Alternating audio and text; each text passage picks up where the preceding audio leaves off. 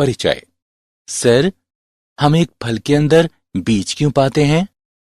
श्याम, पादपों में लैंगिक प्रजनन के बाद ही बीज विकसित होते हैं।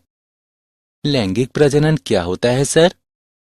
दो युग्मकों के मिलने से एक नया जीव उत्पन्न होता है। इस प्रक्रिया को लैंगिक प्रजनन कहते हैं। सर, पादप का कौन सा भाग लैंगिक प्रजनन में हिस्सा लेता है? बेटा, पुष्प पादपों के लैंगिक अंग होते हैं, इसलिए ये लैंगिक प्रजनन में हिस्सा लेते हैं। ये सुंदर पुष्प फल और बीज के रूप में कैसे प्रजनन करते हैं? ठीक है, आओ हम पुष्पीय पादपों में लैंगिक प्रजनन के बारे में विस्तार से जानते हैं।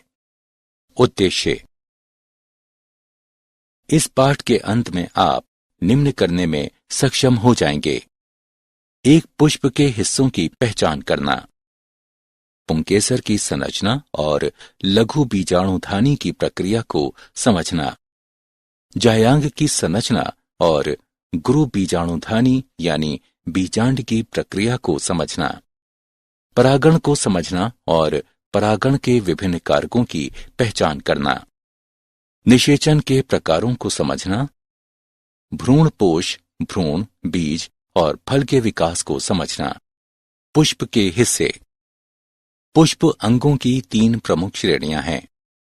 प्रजनन अंग मादा, प्रजनन अंग नर और गैर प्रजनन अंग। प्रजनन अंग मादा, अंडप या स्त्री केसर, वर्तिकाग्र, वर्तिका, अंडाशय, बीजांड। प्रजनन अंग नर, पुंकेसर, परागकोश, डंठल तंतु यानी फिलामेंट, पराग।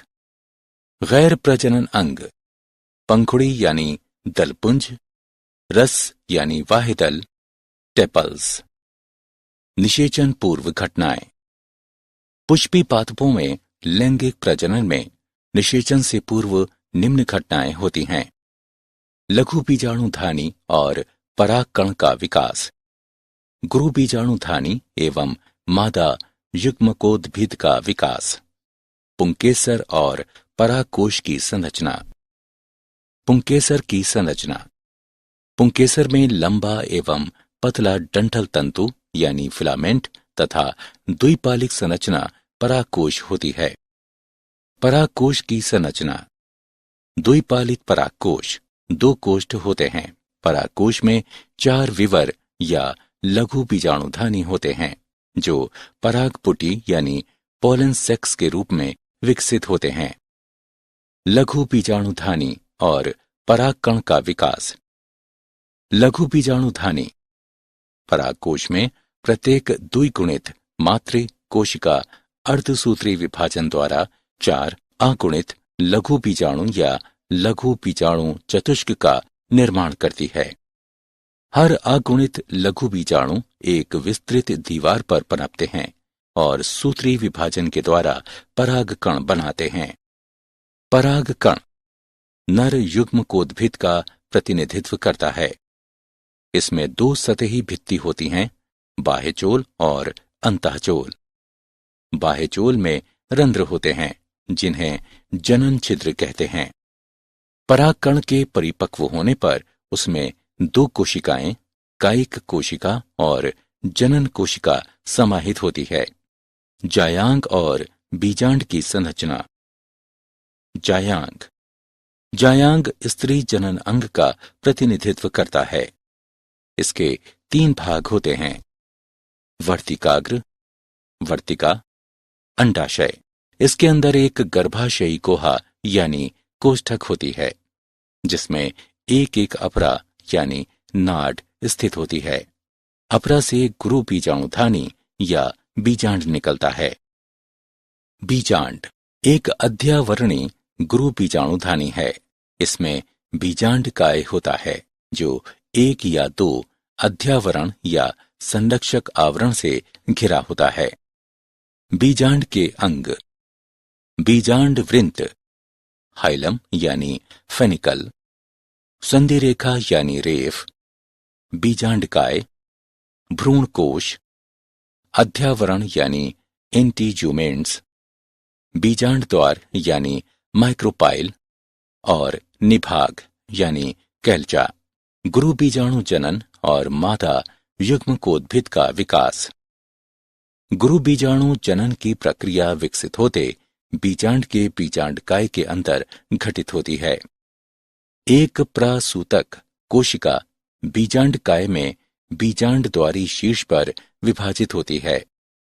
एक प्रसूतकीय कोशिका बाह्य भित्तीय कोशिका और आंतरिक बीजाणुजन कोशिका में विभाजित होती है। स्पोरारॉग्नोस कोशिका गुरु बीजाणु मातृ कोशिका की तरह व्यवहार करती है। गुरु बीजाणु मातृ कोशिका के अर्धसूत्री विभाजन से 4 गुरु बीजाणुओं का उत्पाद होता है, जिनमें से एक कार्यशील होता है और अन्य 3 अपविकसित यानी अपभ्रष्ट हो जाते हैं। कार्यशील गुरु बीजाणु समसूत्री विभाजन से स्त्री यानी मादा युग्मकोद्भिद यानी भ्रूण कोश के रूप में विकसित होता है। मादा युग्मकोद्भिद में 8 केंद्रीय न्यूक्लिएट यानी भ्रूण कोश की रचना करते हैं।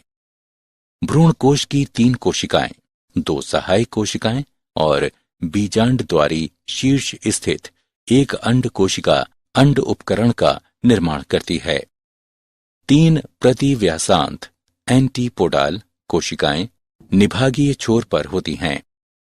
केंद्रीय कोशिका में 2 ध्रुवीय न्यूक्लियाई होती हैं। परागण।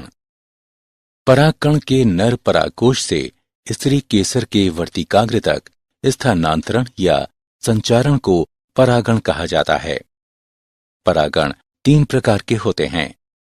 स्वयुग्मन यानी ऑटोगैमी, एक ही उसी पुष्प में परागकोश से वर्तिकाग्र तक परागकणों का स्थानांतरण है। स्वपरागित पुष्पों में परागकोश एवं वर्तिकाग्र एक दूसरे के पास अवस्थित होते हैं और स्वपरागण या ऑटोगैमी को सुलभ कराते हैं। सजात पुष्पी परागण। एक ही पादप के एक पुष्प के परागकणों का दूसरे पुष्प के वर्तिकाग्रों तक का स्थानांतरण होता है। पर निषेचन। इसमें भिन्न पादपों के परागकोश से भिन्न पादपों के वर्तिकाग्र तक परागकणों का स्थानांतरण होता है। परागण के अभिकर्मक या कारक। परागण अभिकर्मक ऐसा कारक होता है जो एक ही प्रजाति के पादप के पुष्प में पराग को नर से मादा के प्रजनन अंग तक स्थानांतरित करता है। परागण के अभिकर्मक में शामिल हैं वायु, जल, कीड़े यानी कीट, तितली, मक्खी, मधुमक्खी और भृंग आदि। चमगादड़, पक्षी और अन्य पशु। निम्न चित्र परागण में सहायता के लिए गुंजन पक्षी की लंबी पतली चोंच और पतली पुष्पीय नलिकाओं का सह विकास को दर्शाता है। पराग, स्त्री केसर संकर्षण यानी पारस्परिक क्रिया। सुयोग्य परागण द्वारा परागकण किसी जनन छिद्र के माध्यम से एक पराग नलिका उत्पन्न करने हेतु वर्तिकाग्र पर अंकुरित होते हैं। परागकण के तत्व अंडाशय में स्थित बीजाणु बीजांड द्वारी शीर्ष तक पहुंचने के लिए पराग नलिका के माध्यम से गमन करते हैं। इसके पश्चात पराग नलिका तंतु रूप समुच्चय के माध्यम से एक सहायक कोशिका में प्रवेश करती है। दोहरा निषेचन यानी द्विनिषेचन। एक सहायक कोशिका में प्रवेश करने के पश्चात पराग नलिका द्वारा जीव द्रव्य में 2 नर युग्मक अवमुक्त किए जाते हैं। एक नर युग्मक अंड कोशिका की ओर गति करता है और केंद्रक के साथ संगलित होता है। इस तरह युग्मक संलयन पूर्ण होता है। अन्य नर युग्मक केंद्रीय कोशिका में स्थित 2 ध्रुवीय न्यूक्ली यानी केंद्रकी की ओर गति करते हैं और उनसे संगलित होकर त्रिगुणित बनाते हैं। इस तरह इसे त्रिसंलयन कहते हैं। निषेचन पश्च घटनाएं।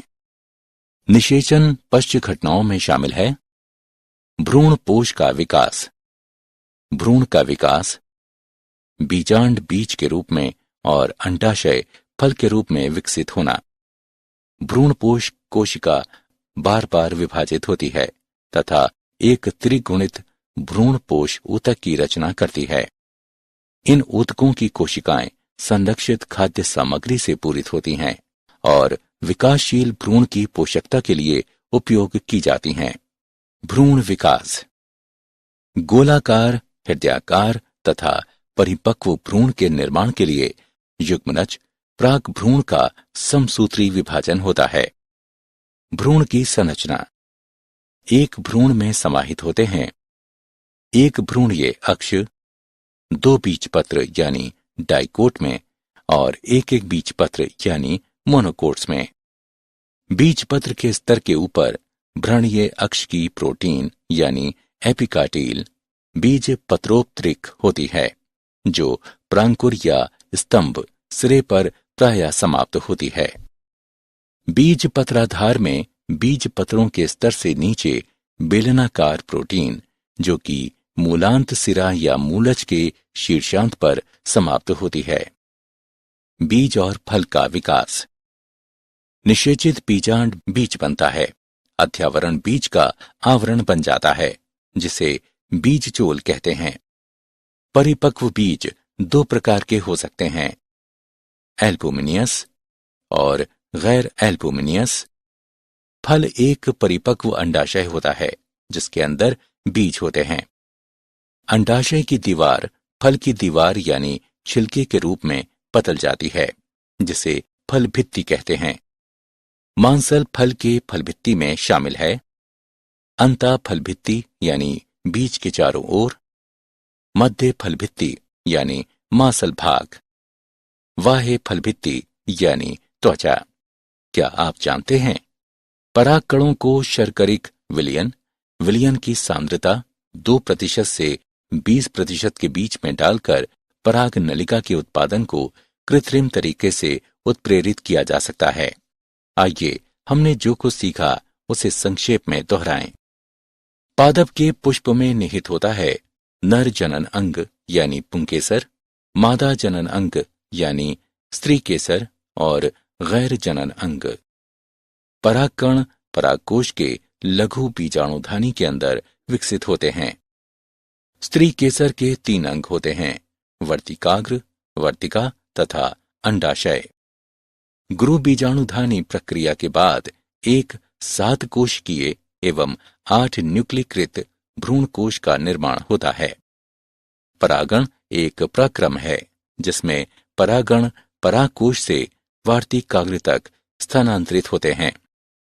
आवृत्ति बीजी दोहरा निषेचन प्रदर्शित करते हैं, क्योंकि प्रत्येक भ्रूणकोश में 2 संलयन, युग्मक संलयन तथा त्रिसंलयन होते हैं। युग्मनज भ्रूण तथा प्राथमिक भ्रूणपोष कोशिका भ्रूणपोष ऊतक गठित करती है। निषेचन के पश्चात अंडाशय फल के रूप में तथा बीजांड बीज के रूप में विकसित होता है।